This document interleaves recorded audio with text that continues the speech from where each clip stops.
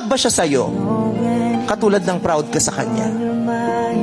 Kasi kung hindi siya proud sa'yo, kung di kaya kayang ipagsigawan, kung di kanya kayang ipakilala, kung tinatago ka niya, wag, hindi mo deserve yun.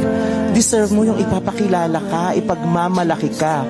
Why? Because you are worthy, you are enough, you are special. Kaya kung di kanya pinapakilala, kung tinatago ka niya, kung hindi kanya kayang ipagmalaki, kung di kanya kayang makasama sa mall, kung di niya kayang sabihin jowa ka niya, tama na yan. May worth ka eh.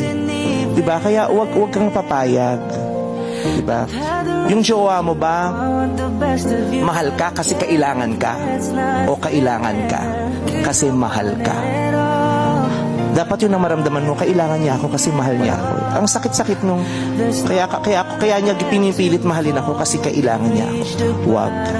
Kaya yun ang mga dapat natin i-consider kung itutuloy pa natin yung relationship o hindi.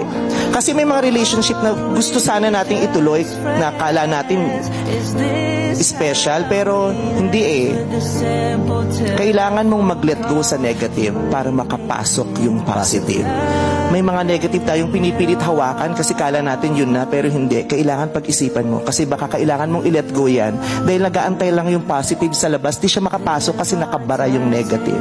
Diba? And always remember, we deserve that beautiful love. Hindi natin deserve yung painful. May pain sa love ha, kasama yun ha. Pero dapat mas lamang yung beautiful kaysa sa ugly. Tama. Times you look at me